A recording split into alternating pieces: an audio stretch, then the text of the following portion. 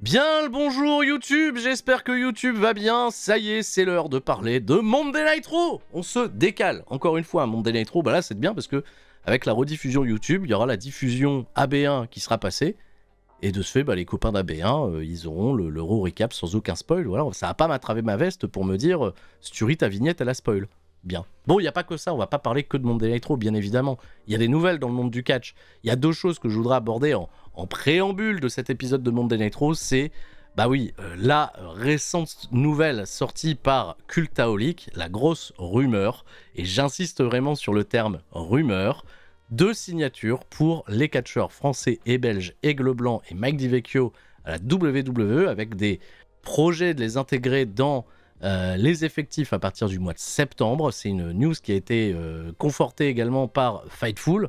J'insiste cependant, ce sont des informations qui n'ont pas été relayées par WWE eux-mêmes, ni par les principaux intéressés. Elles sont encore à prendre à l'état de rumeurs. Des rumeurs insistantes certes, mais des rumeurs quand même. On l'a bien vu également là récemment, il y a une news qui est sortie autour du catcheur anglais Luke Jacobs, qui était peut-être le premier nom qui a été relayé par tous les sites de news au sujet de sa potentielle signature de WWE. Fightful Select, dans un dernier rapport, est pas hyper sûr de la signature de Luke Jacobs, parce qu'il y a des sources apparemment qui divergent autour de cette information. En plus de ça, si c'est pour des annonces en septembre, bien évidemment, on rêverait tous de voir des apparitions à Clash in Paris, Euro post-Clash in Paris qui se passera chez nous à Nanterre. Et je pense qu'en effet, en termes de timing, ça peut être incroyable d'avoir une annonce de NXT Europe, parce que oui, on y vient aussi, NXT Europe est prévu, visiblement, encore une fois, selon les rumeurs, selon les dirt sheets, pour l'année 2025. Peut-être que c'est l'endroit, peut-être que c'est le moment idéal pour faire le gros effet d'annonce. Maintenant, je relativise, ça reste encore une fois à l'état de rumeur et je ne voudrais porter la poisse à personne. Voilà. Et je vais aborder tout de suite aussi un autre point, je quitte un petit peu NXT Europe et ces belles informations. Il y a un catcheur qui fait beaucoup le buzz en ce moment à la WWE et c'est pas démérité, c'est Karrion Kross. Karrion Kross a eu une ovation incroyable lors de son match contre Tyler Bates la semaine dernière à Main Event. Il y a un vrai effet qui est en train de se créer et WWE, je ne sais pas si c'est dans l'idée de nous frustrer ou quoi que ce soit. Karrion Kross, on le voit peu, de ce fait être portrayé aux écrans à Monday Nitro, il fait juste des petites promos, il est toujours un petit peu mystérieux, on sait qu'il a des petites incidences sur les changements de comportement de certains catcheurs, voilà. Et lors de cet épisode de Monday Nitro, je me suis dit, tiens, ça va peut-être être l'occasion de capitaliser un petit peu plus sur ça. Et ben, pas du tout. Karrion Kross absent de tout cet épisode de Monday Nitro. Étonnant, j'ai trouvé ça bizarre. Monday Nitro, un épisode qui s'est tenu dans la nuit du lundi 19 au mardi 20 mai 2025. On était à Greenville en Caroline du Sud. SmackDown c'était Caroline du Nord, là c'est Caroline du Sud. Je sais pas s'il y a des catcheurs originaires de Caroline du Sud, mais il n'y a pas eu beaucoup de références qui ont été faites. Public, je vais le dire tout de suite, un peu en dessous des précédents publics que WWE a fréquenté. Je reparlerai en détail pour certains combats. On nous remonte bien évidemment ce qui s'est passé la semaine dernière avec Bron Breakker qui a attaqué Jey Uso. Un combat est programmé entre ces deux hommes ce soir dans le main event. Mais surtout, chose très importante, le championnat WWE World Heavyweight de Jey Uso n'est pas en jeu. Bien évidemment, il y a une alliance qui s'est créée pour venir faire face à la grosse team de Seth Rollins. Cette alliance, elle concerne principalement CM Punk, Sami Zayn et Jey Uso, même si Jey Uso, vous allez voir, il est particulièrement occupé et attendu au tournant, son titre est dans le viseur. Également ce soir au programme, un match par équipe, Penta et AJ Styles feront face à JD McDonough et Finn Balor. Mais ce qui nous intéresse également, c'est de promouvoir encore un petit peu plus l'événement qui arrive ce week-end, Saturday Night's Main Event. Jey Uso, Logan Paul est planifié pour le championnat World Heavyweight et justement, Logan Paul est présent ce soir. Et Logan Paul, pas accueilli encore une fois de la plus belle des manières de la part du public, il est toujours aussi hué, la hit est très naturelle, vous le savez bien, il va par les faits. Et là par contre, voilà, grosse promo, il va ponctuer chacune de ses interventions par le mot facts, en disant voilà, moi il m'a fallu moins de temps que Jey Uso pour obtenir un championnat singulier à la WWE, facts. Il sera un meilleur champion que Jey Uso, meilleur pour les affaires, facts. Jey Uso sera vaincu à Saturday Night Main Event. Facts. Bon, je vais pas trouver la promo exceptionnelle, loin de là, mais il est débordant de confiance, dirons-nous. Et il va être interrompu, non pas par Jey Uso, comme je m'y attendais, mais par Gunther. Ah, le ring général Gunther, qui lui, on le rappelle, est positionné pour affronter le champion World Heavyweight au Monday Night Raw qui suivra Money in the Bank. Pour le 9 juin, si je ne dis pas de bêtises. Gunther vient confronter Logan Paul et Gunther est plutôt bienveillant vis-à-vis de Logan Paul. Il fait « Ok, je comprends totalement ton buzz, je comprends totalement ton succès, je suis même assez étonné que les gens ne te montrent pas plus de respect. Moi, je suis ok, je suis très, très à l'aise avec ça. » Gunther, il insiste également sur le fait que c'est assez inspirant de voir un mec qui a été un autodidacte, qui a réussi à devenir une social mégastar sur Internet et à aussi bien comprendre les codes du catch en très peu de temps. Et Logan Paul, qui pensait être rabaissé par Gunther, et agréablement surpris, il dit bah, écoutez, cet homme-là a raison, en effet, admirez-moi, etc. C'est un peu étonnant, hein, cette intervention de Gunther.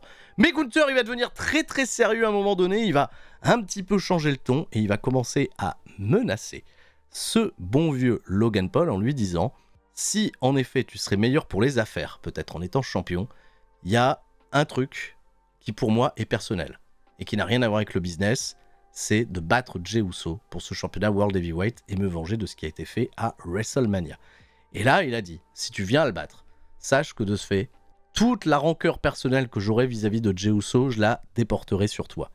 Et ça a un petit peu changé l'atmosphère. J'ai trouvé que les mots de Gunther étaient particulièrement cool. Et là aussi, il a dit une chose, il a fait, t'es un non-wrestler, t'es pas un catcheur. Mais je pense pas que t'aies le même cœur que un Pat McAfee qui a montré du courage quand il m'a affronté. Toi, je pense que tu vas te faire manger tout cru. Et là, Gunther, il a un petit peu drop the mic, il est parti, il a laissé Logan Paul un peu pantois. Logan Paul, bah il a dit à Gunther, ouais, tu me manques pas de respect, etc. J'ai pas peur de toi, je t'attends en tournant. Et en fait, c'était parfait pour amener Jey Uso dans son dos, pour se venger de la méchante droite qu'il avait mangée à la fin d'un épisode des précédentes semaines. Il vient lui mettre un super kick, il pose au-dessus de lui. Par contre, Jey Uso, il oublie pas Gunther. Après avoir adressé quelques mots à Logan Paul, pour lui dire qu'il attendait à Saturday Night Main Event, il a rappelé à Gunther qu'il se tenait prêt pour lui faire face une seconde fois et pour le battre une seconde fois. Ça, c'était plutôt cool. J'ai trouvé que le segment, globalement, était assez efficace et ça met véritablement encore plus en lumière le champion World Heavyweight. Il y a beaucoup de gens qui lui courent après et c'est pas que ces deux personnes-là. On parlera évidemment un peu plus de Seth Rollins plus tard dans l'épisode. Segment très efficace pour ma part. On nous remontre des images de Rhea Ripley qui ziote quand même bien fort hein, sur le championnat de Sky. Et bah pour autant, il n'y a pas de match qui a été décidé entre les deux femmes dans un avenir proche. Elles ne seront pas au Saturday Night Main Event. Et d'ailleurs, Rhea Ripley participera un peu plus tard à un combat qualificatif pour le Money in the Bank. Elles avaient battu en Main Event la semaine dernière Roxanne Perez et Julia. Et l'alliance qui a duré 3 semaines entre les deux femmes se termine. Julia, elle avait dit qu'il n'y avait pas de nous, qu'il n'y avait pas d'histoire entre elles. Julia, on a découvert à SmackDown qu'elle était signée dans la branche bleue. Et bien, Roxanne Perez, figurez-vous que Adam Pearce, plus tôt dans la soirée, a offert une opportunité pour elle de rejoindre le main roster, mais dans la branche rouge. Donc, Roxanne Perez est officiellement out de NXT et intègre pleinement Monday Night Raw. Et elle aussi, elle aura une opportunité de se qualifier pour le Money in the Bank. On nous présente justement les affiches en question. Natalya, Tati Nati en action cette semaine! Incroyable, sortez le champagne, c'est un jour de fête. Becky Lynch, attention, elle en a gros sur la patate. Et Roxanne Perez. Sur le papier, le match est très très cool. J'en parlerai après de ce match-là. On a également un deuxième match qualificatif pour le Money in the Bank. Il n'y aura que des matchs qualificatifs féminins cette semaine à Monday Night Raw. Kairi Sane fait son retour à la WWE. Elle a été hypée sur les réseaux sociaux. Ils ont fait un petit effet d'annonce pour elle pour lui dire allez, elle est de retour Kairi. Elle était absente depuis le mois de décembre. Aucune référence ne sera faite à Damage Control. On l'a absolument pas vu croiser à aucun moment Io Sky. Et ça, j'ai trouvé que c'était un peu triste, évidemment. Dakota Kai, on pense à toi très très fort. Elle sera aux prises avec Rhea Ripley qui part avec une grosse posture de favorite. Et Zoey Stark qui, elle, doit se réacclimater à la WWE suite au licenciement consécutif de ses anciennes partenaires, à savoir Sonya Deville et Shayna Baszler. On va souhaiter le meilleur à Zoey Stark, même si ça s'est pas forcément bien passé pour elle, hein, malheureusement. Premier match de la soirée, match qui nous avait été annoncé tout à l'heure. On a Penta The Smooth Operator, qui va faire équipe avec AJ Styles. Face à eux, JD McDonough et Finn Balor, accompagné de Carlito. Le match, comme d'habitude, c'est pas pour maintenant. D'abord, backstage. J'aime bien, il coupe le rythme, ça me rend fou à chaque fois. Hein. T'as des entrées, on coupe le rythme, on part backstage, on fait un autre truc, il y a la pub, bref. C'est Jey Uso qui remonte le backstage, il tombe sur qui? Il tombe sur Paul Heyman, qui boit son café. Il dit même que le café, il est pas ouf. Et il dit, Logan Paul, il a parlé des faits, mais moi, je vais te parler des vrais faits, frérot. Parce que ce soir, Bron Breakker qui t'affronte, lui, il est pas intéressé par ton titre. Lui, il veut juste ralentir ton momentum. Te mettre à point pour préparer un certain Seth Rollins. Lui, c'est le plan depuis le départ. C'est Seth Rollins qui ira chercher ton titre de champion World Heavyweight. Jey Uso, il répond à rien. Jey Uso, il a juste laissé Paul Heyman faire sa déballe et il a tracé son chemin. Ah bah ça y est, il y a le match de catch qui commence. AJ Styles, Jordan Devlin. Alors, je vais faire tout de suite un petit aparté. Le match va durer 17 minutes. Le match est d'un niveau exceptionnel. Ils vont faire une double hit dans ce match. Hein. D'abord, on va laisser briller les babyface, bien évidemment, parce que l'association Penta et AJ Styles, même code couleur en plus de ça, bah ça régale, c'est inspirant. Il y a Pat McAfee qui a référé l'équipe en l'appelant Phénoménal Penta. Bah écoutez, moi je suis très ravi, j'adorerais les voir plus souvent en équipe, c'est vraiment très très cool. Derrière, il y a une bonne opposition avec Finn Balor et JD McDonough. Ils vont faire une double hit. D'abord, une première hit sur Penta qui va avoir des bons comebacks. Le relais va être fait avec AJ Styles qui, lui aussi, après une grosse nearfall, hein, avant de lancer la coupure publicitaire, va subir aux mains des membres du Judgment Day. Une action hyper intéressante. Du catch 2.0, tout le monde combine bien avec tout le monde, c'est excellent. Et le match se termine sur une grosse session de moves qui va se faire à l'extérieur du ring, mais surtout dans le dos de l'arbitre, El Grande Americano, qui vient mettre son coup de boule, avec très certainement sa plaque métallique, dans la tête de ce bon vieux Penta. Derrière, il se mange le coup de grâce, victoire de Finn Balor, qui lui avait besoin de victoire, il avait besoin de momentum. Victoire du Judgment Day, ok, très bien. Maintenant, j'attire votre attention là-dessus. Ce qui est dommage à la WWE, surtout quand vous faites un match de 17 minutes, avec un aussi bon suspense, un aussi bon niveau in-ring, c'est très bien, hein, mais le terminer encore une fois par un petit truc d'overbooking pour amener sur un endroit qu'on a déjà l'impression, tu vois, de connaître d'avance. Le terrain entre El Grande Americano et Penta, on sait que c'est la destination. Qu'est-ce qui vous empêche de donner une victoire sans intervention extérieure? Bon, il y a Carlito qui est dans les parages, mais lui, bon, il compte avec le Judgment Day. Qu'est-ce qui vous empêche de donner la victoire juste au Judgment Day, peut-être en grugeant, sans l'intervention de Grande Americano, et de faire attaquer Grande Americano après le match? Parce que j'ai l'impression, en fait, que ça, limite, ça saccage, ça dépurifie le bel instant et le beau catch qui a été présenté. Il y avait du très bon catch, en plus, sur tout cet épisode de Monday Night Raw. D'ailleurs, ça faisait longtemps. 5 matchs de catch à Monday Night Raw. Ah ouais, on a vu des épisodes où on en avait que 2. D'habitude, la formule habituelle, c'est 4. 5 matchs de catch, et vraiment, bah, j'étais pas loin, avant ce finish, de dire, bah, c'est un bon 4 étoiles, tu vois, format télé exceptionnel. Super bien le catch. Bravo le catch. Io Sky, interviewé par Katie Kelly. Il y a de la compétition qui se prépare, il y a les qualificatifs pour le Money in the Bank. Elle se tient prête, elle est confrontée par Becky Lynch. Becky Lynch, une catcheuse que Io Sky n'a pas confrontée dans des 1v1 pour défendre son titre. Donc une compétition un petit peu nouvelle pour elle, et Becky Lynch justement le fait bien savoir à Io Sky qu'elle pourrait la prendre en chasse, surtout si elle se qualifie pour le Money in the Bank. Becky Lynch, voilà, est plutôt défiante, elle part pour son combat, elle va faire son entrée, dans un instant elle affronte Tatinati et Roxanne Perez. Très intéressant hein, ce qu'elle propose en ce moment, Becky Lynch. Moi je suis très ravi de la voir de retour à la WWE, et je suis bien évidemment ravi de voir cette femme resplendissante avec son beau chapeau. Elle a un beau chapeau, Tatinati, vous avez vu? Elle a un beau chapeau. Tatinati, ce week-end, elle était du côté de la NWA. Bon, elle était perdre un match. Bon, au moins, elle a des opportunités, des bonnes sorties pour aller un petit peu catcher dans l'indie et mettre des gens en avant. Elle a attaqué un fan. Bon, est-ce que c'était kayfabe ou pas? Est-ce que c'était pour faire le buzz? Par contre, Tatinati, dans le circuit indépendant, c'est Tatinati MMA. Hein. Elle rigole hop. Hein. Ouais, elle enchaîne des gros parpaings et tout. Par contre, Tatinati WWE, bah c'est Tatinati qui a pas de buzz, et ça, c'est un petit peu dommage. Bah ouais, on la voit plus catcher. Roxanne Perez, c'est très con, Roxanne Perez. On sait qu'elle est heel. Et pourtant, dans le match, avec la physionomie qui va être appliquée... Ah bah oui, non, c'est vrai. C'est vrai, je suis bête. Tu vois, j'étais en train de m'enthousiasmer à l'idée de parler du match, mais non, backstage avant ça. Bah oui, oh là là, je vais perdre mon point. Logan Paul, il est au téléphone. Il est probablement en train de vous demander de mettre des pouces bleus à cette vidéo. Non, pas du tout. Il est interrompu par Seth Rollins. Et Seth Rollins, en fait, il vient voir Logan Paul sans aucune animosité. Il lui dit, frérot, on prépare Jey Uso, on prépare le terrain ce soir, on va l'affaiblir. Il y a des grandes chances pour toi que tu capitalises à Saturday Main Event et que tu deviennes le nouveau champion World Heavyweight. Alors si tu viens à faire ça et que tu survis à Gunther, derrière, il est fort probable que Seth Rollins et Logan Paul se recroisent à nouveau et que tu aies une revanche de ta défaite à WrestleMania d'il y a quelques années. Mais cette fois-ci, ce serait pour le championnat World Heavyweight. J'aime bien le fait que Seth Rollins se positionne aussi et commence un petit peu à jouer, tu vois, qu'on brouille un petit peu les pistes, qu'on brouille les plans, parce que ça remet le championnat World Heavyweight vraiment au cœur des grosses préoccupations. Le match. Ça y est, j'ai perdu mon point, qu'est-ce que je disais?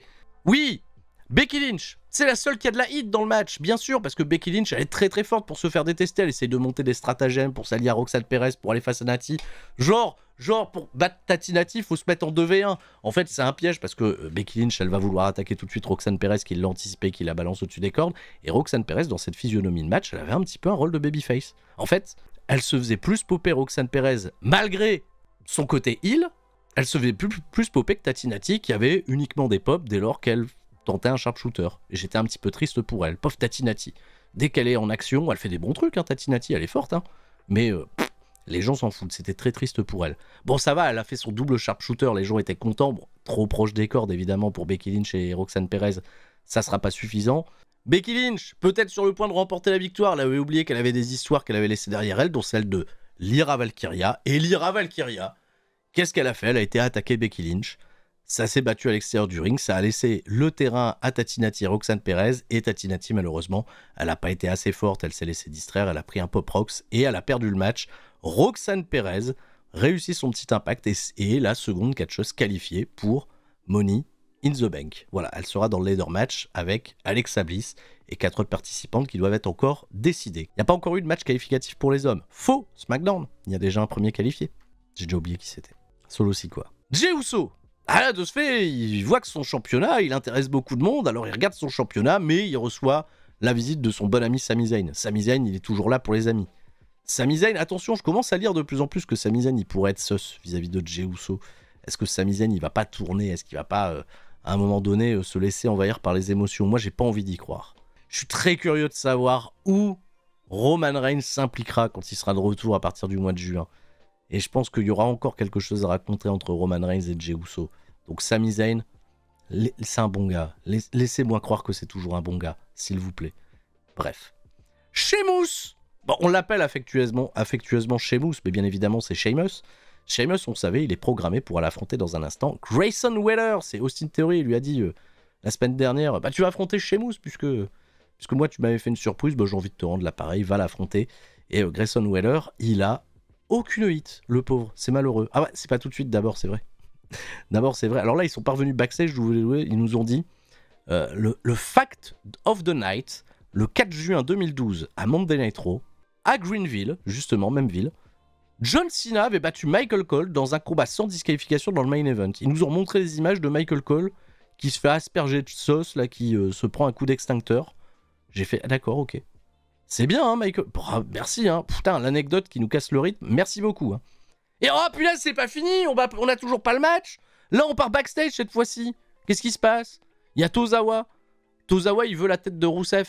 Adam Pearce, il se sent obligé. Bon, bah, t'affronteras Rusev, tu te feras battre, et puis c'est tout, quoi. Tozawa, il fait le mec d'éther. Il y a Chad Gable qui se radine et qui se fout de la gueule de Tozawa en disant tu vas te faire démolir par Rusev, qu'est-ce qui t'arrive? Viens, on parle de choses sérieuses, Adam Pearce. Ivy Nile et moi, on veut des opportunités pour participer au Money in the Bank. Et là, Adam Pearce, il n'a pas encore trop le temps de répondre, que là, il y a le New Day, cette fois-ci, qui débarque. Et le New Day, il nous révèle que la semaine prochaine, ils vont défendre leur championnat par équipe dans un combat three-way. De ce fait, Chad Gable, il fait, bah c'est bien, comme ça les Creed Brothers, ils pourront vous battre. De ce fait, le ton, il monte, qu'est-ce qui se passe? Et Adam Pearce, il nous dit, bon, il y a bien de monde dans mon bureau, là, cassez-vous, bande de cons, là, on veut aller voir Sheamus. Ah, on va pas oublier, Sheamus, il affronte Grayson Waller. Oh là là, chaque fois, des mecs, ils font leur entrée, il n'y a pas leur match, ça m'énerve. Bref, Grayson Waller, il a aucune hit. J'étais tellement triste pour lui.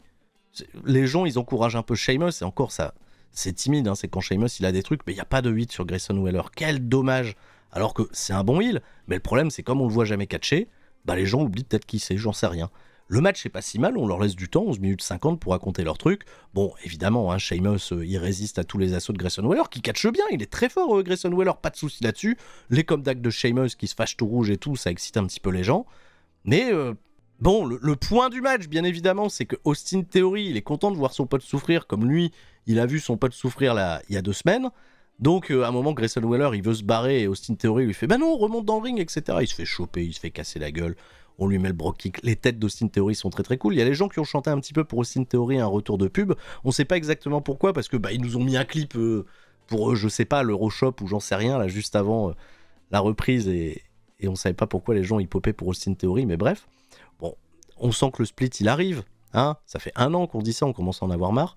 Et Brogue Kick, voilà, victoire de Sheamus. C'était pas du tout un combat qualificatif pour Money in the Bank. Ce serait quand même assez étonnant de ne pas voir Sheamus impliqué pour un match qualificatif au Money in the Bank. C'est tout, voilà, point barre. Pour info, Grayson Waller, un petit peu plus tôt dans un plan backstage arrière-plan, on l'a vu discuter avec les mecs du New Day. Est-ce que c'est du sous-entendu pour un truc qui devra arriver? On le découvrira. Mais je commence à perdre patience hein, sur le fameux turn, la théorie, Waller, même si bon, on s'en rapproche. Saturday Main Event, où nous montre les 4 affiches, apparemment c'est ferme et définitif, il n'y en aura pas une 5e, il y aura peut-être un petit angle pour complémenter tout ça. Je rappelle que c'est pas du tout un pay-per-view, c'est pas du tout un premium live event, ça sera un show télé diffusé sur la chaîne NBC, mais si vous n'êtes pas aux États-Unis ni au Canada, bonne nouvelle pour vous, c'est diffusé gratuitement sur YouTube. Seth Rollins et Bron Breakker feront face à Sami Zayn et CM Punk. John Cena ne mettra pas son titre en jeu contre R-Truth, mais bon, le match aura lieu. Drew McIntyre contre Damien Priest dans un match en cage. Et enfin, Jey Uso contre Logan Paul. Là, le championnat World Heavyweight est en jeu. NBC, je le rappelle, ils ont dépensé 1 milliard pour faire des affiches. Gunther, interviewé par Katie Kelly. Katie Kelly, elle demande toujours, hein, tu vois, les ambitions de Gunther, il prend en chasse les champions, on l'a vu intervenir face à Logan Paul, qui tu préfères affronter? On n'en sait rien. Il y a Seth Rollins, il vient confronter tous les futurs aspirants de Jey Uso pour se positionner, et là encore, il fait le même discours à Gunther, le même truc qu'il a dit à Logan Paul, c'est « Ah, Gunther, voilà, sache que l'avenir, c'est pas toi, c'est moi. » Et Gunther, il dit la même chose à Seth Rollins, « L'avenir, c'est pas toi, c'est moi. » Alors, que le meilleur gagne, j'en sais rien. Ça fait longtemps que les deux, là, ils se tournent autour. Ils nous teasent des choses, là, du Gunther Seth Rollins. Bah, vas-y, donne-moi-y, là, ça a l'air bien, ça, becté. Bon, maintenant, ils sont tous les deux heal, est-ce qu'ils vont le faire? Mais c'est bien, c'est important, ça repositionne encore une fois le championnat World Heavyweight au cœur des priorités. Segment très intéressant. Et celui-là, il n'est pas entre 2 matchs, puisque Rhea Ripley, c'est maintenant qu'elle fait son entrée pour aller faire son combat qualificatif pour le Money in the Bank. Alors attention, ses adversaires du soir à Rhea Ripley, à Mamie, bah, c'est Zoey Stark, j'en parlais tout à l'heure. Elle est orpheline désormais de toutes ses copines. Ça fait longtemps qu'on l'a pas vu apparaître à l'écran, qu'on l'a pas vu avoir un match, et on lui souhaite le meilleur.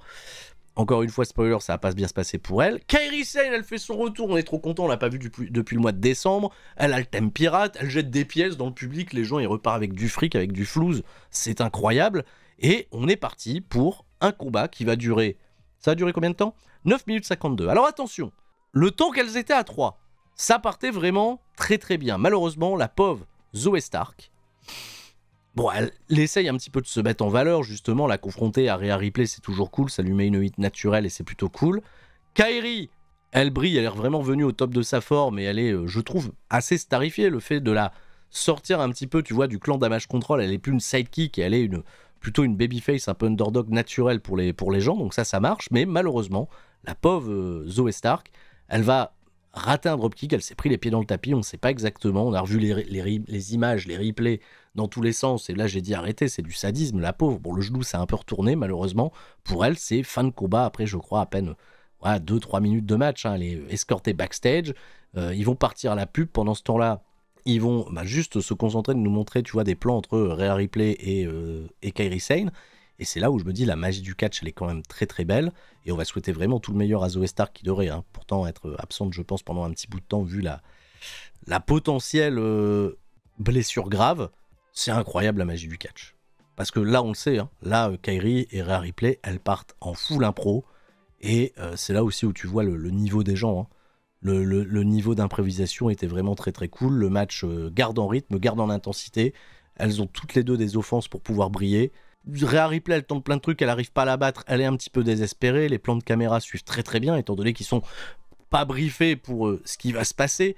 L'incroyable contre sur la tentative de Insane Elbow avec les 2 pieds directement dans le coude de Kairi Sane, ça il l'avait peut-être déjà casé dans le match si elles étaient restées à 3, et derrière Rhea Ripley, elle passe la seconde, pas tout de suite, d'abord il y a un petit slugfest qui est plutôt cool, qui redonne un petit peu de feu à Kairi Sane, je suis très content qu'on n'ait pas enchaîné immédiatement, et Rhea Ripley, elle arrive à amener un compte pour porter son Riptide, remporter la victoire 1-2-3. Pour Kairi, c'est pas, je trouve, déconnant hein, qu'elle fasse ce retour, qu'elle ait tenu tête à Rhea Ripley et qu'elle perde. On se doute que Kairi, elle va pas partir en chasse, tu vois, des grands rendez-vous, des grands trucs. Elle va plutôt se positionner en tant que babyface solide de la mid-card. Est-ce qu'elle va toujours être liée de près ou de loin à Io Sky? Ça, je ne sais pas.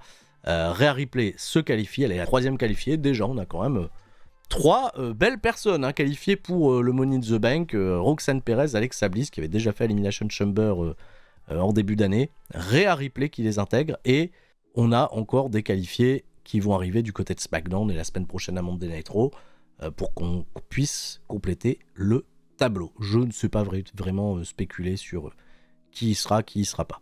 Akira Tozawa contre Rusev officialisé pour lundi prochain à Raw. On a hâte. Hein. Surtout que là, le programme, il nous le vend. Promo package de Rusev. Alors, Rusev, il est beau, ça, y a pas de souci.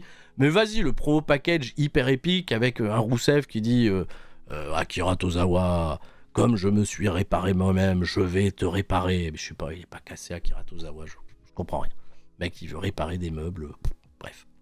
C'est incroyable l'effort de production qu'ils mettent avec la musique, avec tous les trucs épiques pour un truc qui est vraiment très bas dans la carte.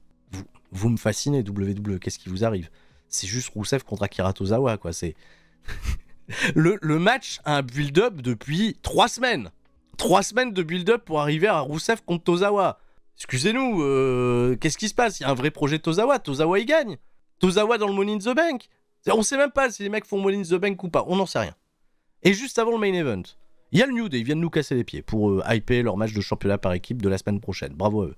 Peu importe. Le Judgment Day. Ah, ça, c'est important. Le Judgment Day, là... On a un segment, j'ai vu, ça a débattu comme jaja sur les réseaux sociaux. On félicite bien évidemment JD McDonough, Finn Balor pour leur victoire. Dominic Mysterio, un peu plus en retrait.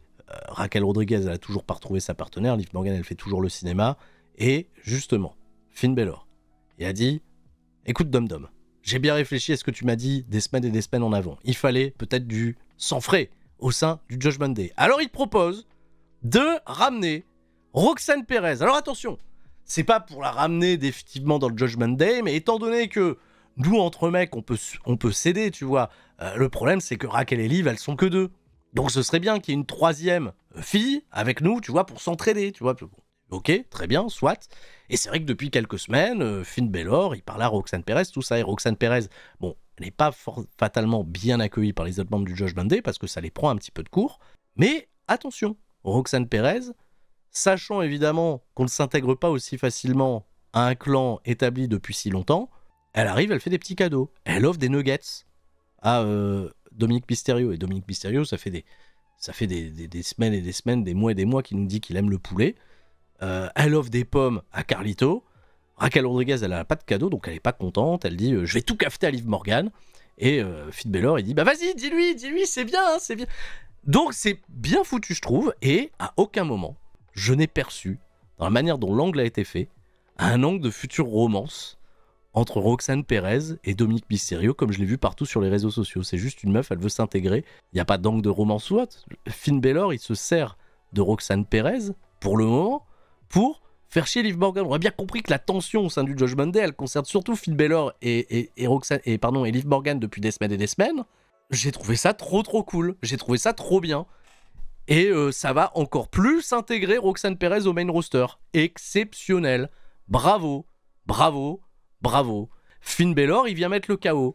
Limite, je me suis dit, très bien, si ça peut nous conduire à un programme tag team par la suite mixte, peu importe.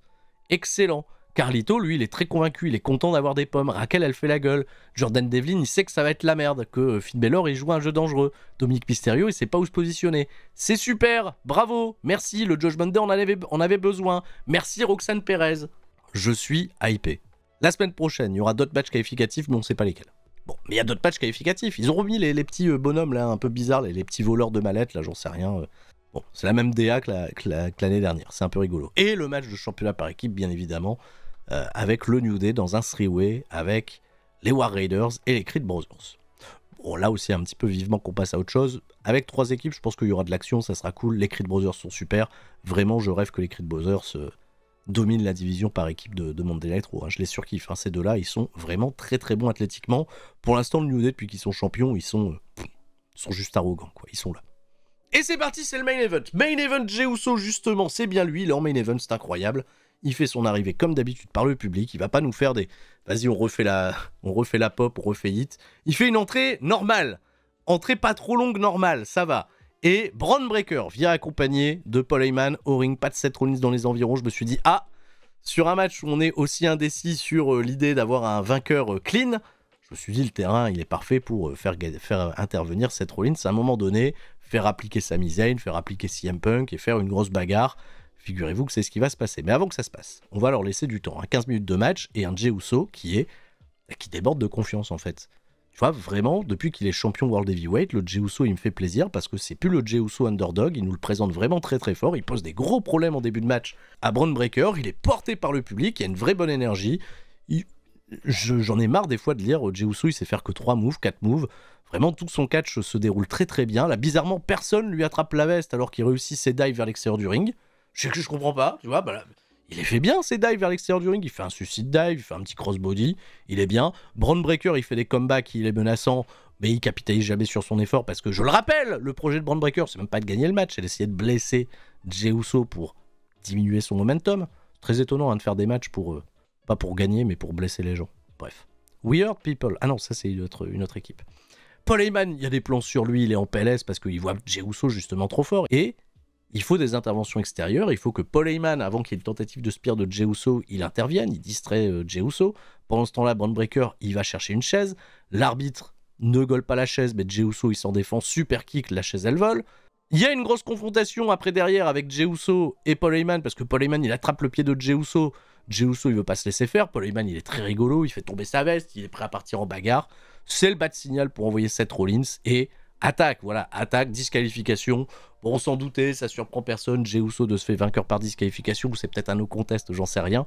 Et derrière, situation de 2v1, on envoie la cavalerie, d'abord Sami Zayn, voilà, qui arrive, qui se pose aux abords du ring. Tout le public commence à gueuler CM Punk, et vraiment, c'est incroyable. La musique de CM Punk, au moment où elle retentit, j'avais l'impression de voir Stone Cold Steve Austin en 99, peut-être j'exagère, mais vraiment, la pop était très très belle. CM Punk se pointe. J'aime bien parce que sa musique, elle s'est coupée sur le début des lyrics de sa chanson, et le public chantait son thème. Greenville, ils se sont réveillés à la fin de l'épisode. Greenville, ils ont été un peu moyens pendant tout l'épisode. Mais là, vraiment, réveillés. Ils voulaient voir CM Punk, ils ont CM Punk, c'est une bagarre. Pas intéressante. C'est une bagarre. C'est une bagarre, ils vont à l'extérieur du ring, ils partent dans le public, CM Punk qui saute sur tout le monde. Rien de notable. Il se barre. Jey Uso de se fait, bah lui il est content, il célèbre, il a gagné par disqualification, j'en sais rien. Et Logan Paul arrive par derrière, il lui met une droite, pas belle. Ah, j'ai pris la photo justement qu'il y avait sur le site WWE, mais Logan Paul, sa Lucky Punch, elle est vraiment dégueulasse. Il y a des gens qui font de la boxe dans ce chat, vraiment. Vous pliez le coude comme ça quand vous mettez un coup de poing. C'est un boxeur, le mec, je le rappelle. C'est un boxeur, il est incapable de mettre son coup de poing correctement. Mais c'est... On va, quoi. Putain, mais donne-lui de l'amplitude. C'est un crochet que tu mets, pas... Il fait ça, il claque. Non, Logan Paul, s'il te plaît, quoi. Soigne un peu le mouvement. Crochet, quoi. Je veux pas non plus que tu lui enlèves la mâchoire, mais on sait les worker, les crochets. Il y a personne qui lui a appris à worker un crochet, c'est pas possible, quoi. Bah, il est content, à la fin, il pose et il finit debout. Alors, c'est bien, parce qu'il finit à chaque fois debout sur Jey Uso, ça fait 4 shows d'affilée qu'il finit debout sur Jey Uso. Bon, bah, il va perdre le Saturday Main Event, et puis voilà, c'est la fin de mon Monday Nitro. J'espère que vous avez passé un bon moment.